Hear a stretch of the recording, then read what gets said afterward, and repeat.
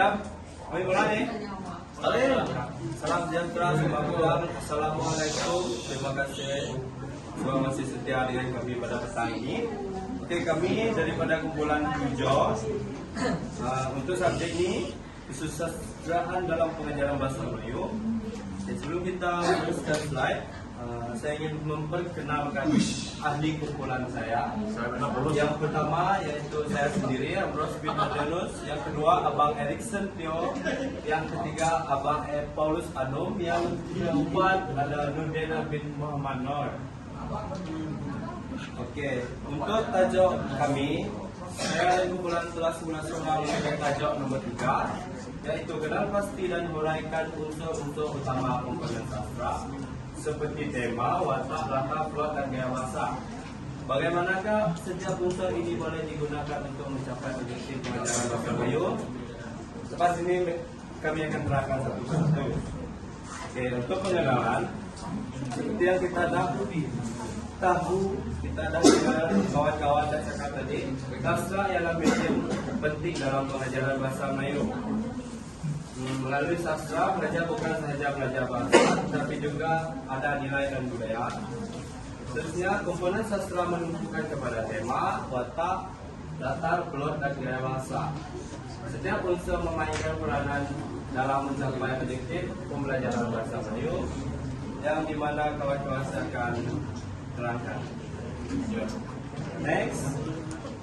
Oke, untuk yang tema ialah ide utama atau persoalan pokok yang menjadi teras kepada sebuah karya.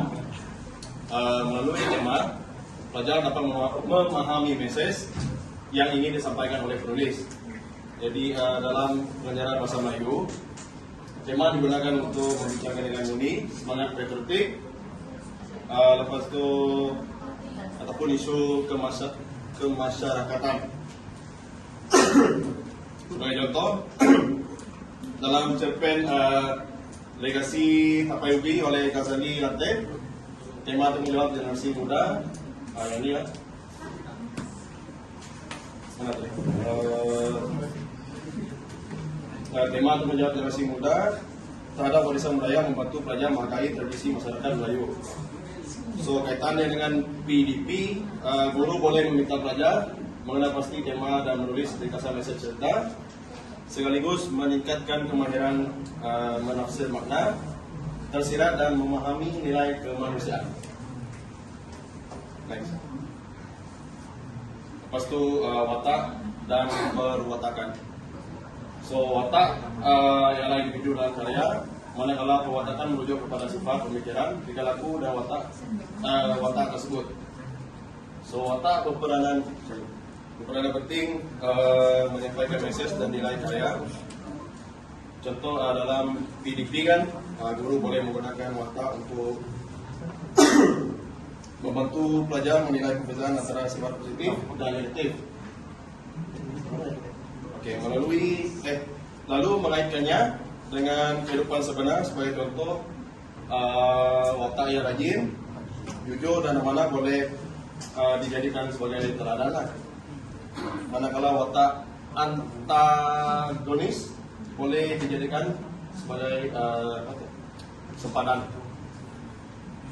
Jadi kaitannya dengan PDP, melalui aktiviti perbincangan dan lakonan watak, pelajar dapat mengembangkan kemahiran berkomunikasi, berpikir secara reflektif dan menilai nilai moral. Seterusnya saya akan beralih kepada bahagian latar. Di sini ada 3 elemen latar, iaitu tempat, masa dan suasana yang membentukkan sebuah cerita. Peranan latar ini dalam pengajaran ialah memperkenalkan konteks budaya masyarakat yang mempengaruhi jalan sebuah cerita itu.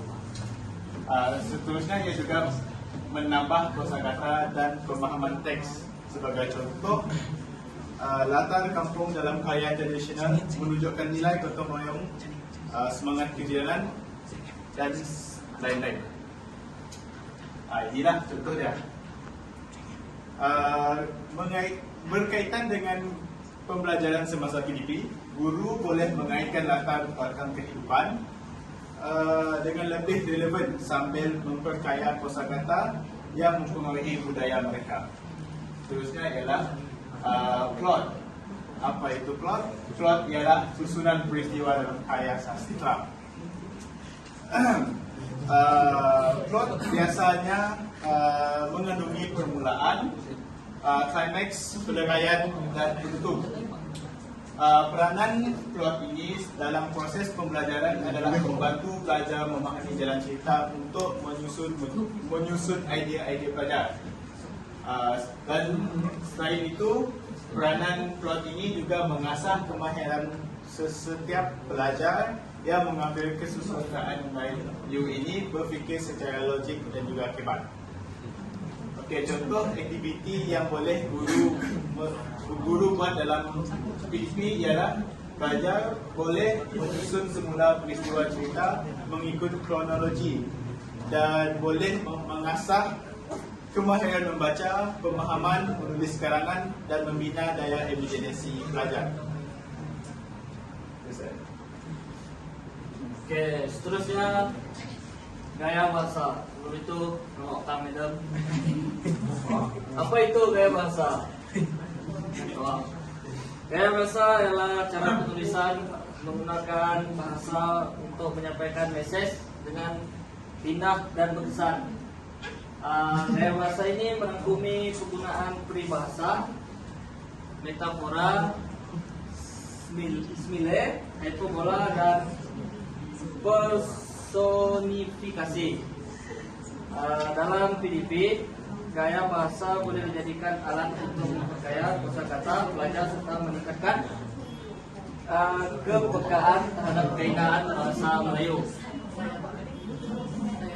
Sebagai contoh, pelajar boleh diminta mencari contoh gaya bahasa dalam puisi atau cerpen, kemudian menjelaskan maksud tersiratnya. Dan ada sekali kesimpulan, unsur sastra membantu pelajar memahami bahasa secara menyeluruh, meningkatkan kemahiran membaca, menulis dan berfikir secara kritis. Guru perlu kritis mengintegrasikan unsur sastra dalam PDP. Penggunaan sastra menjadikan pembelajaran bahasa lebih bermakna dan menyeronokkan. Tapi Okey.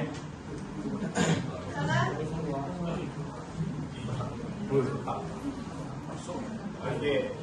Saya mengajukan soalan ini kepada Robinson Juni. Okey. Saya menyatakan dua tajuk tadi kan, latar dan juga plot. Saya akan bagikan kamu soalan plot dahulu. Okey, saya ada menerangkan 3 plot. Nyatakan 3 plot yang saya terangkan lagi. Yang paling awal saya tentang tadi. Ada 3 plot.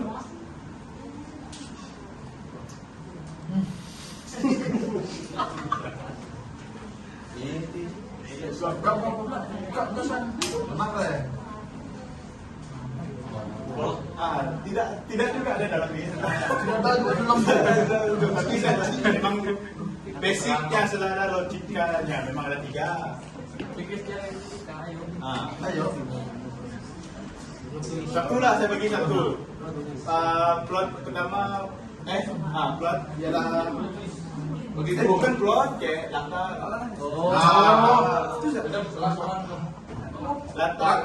Latar. Satu ialah latar tempat. Ada tulis Masa Lagi tempat sudah menunjukkan selain. masa tempat dan hari salah Itu lambang tu.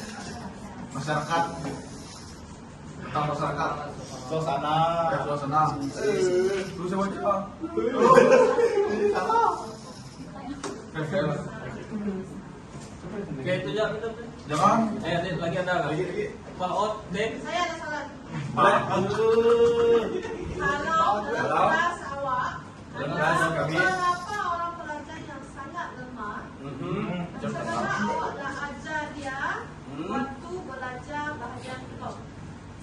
Madam. Ya, saya. Oke, keluarkan. Ada dalam tuh. Tahu. Siapa itu kamu? Keluarkan peristiwa kan. Ya. Yang apa salah Madam? Kalau Prasawa ada pelajar yang tahap penguasaan dia rendah, apakah cara ataupun kaedah ataupun teknik yang awak gunakan untuk belajar vlog? Teknik Lakon yes. Sebab dia Untuk belajar tahap rendah. tahap rendah. kalau untuk kebat Madam, belum tentu dia dapat kan baru dengan dah. So kami menggunakan alternatif lain seperti menayangkan video. Okey. Lagi? Itu aja. Pernah drama berkumpulan. Hah? Saya ganung. Kumpulan. Lagi? Erik tadi. Saya dong. Bisa dulu. Kau punya tadi itu? Hah? Kau punya tadi? Tema. Bukan. Tema. Plot. Plot tadi. Taruhnya. Kau tengah. Bang, bener Ah. betul tuh. Dia lah tadi Apa ada. sudah tuh? Apa lagi? Tanya lagi. Saya tadi Berkumpulan, Video. video, saya ada video. lakonan. Lakonan Bukan. Kenapa? Kenapa? Mereka tengah susun strategi itu bukan untuk tahap belajar tahap rendah. Tahap rendah. Mereka tak dapat. Dan mereka tahap rendah tak ada apa-apa. Betul tuh. Kenapa tak ada? Kenapa tak ada fikir dan buat puzzle? Tidak. Puzzle. Goreng. Budak sekarang ni goreng. Okey. Lain soalan? Ada kan? Ya dah. Sudah. Taruh. Nunggu itu dulu. Aku tidak tahu.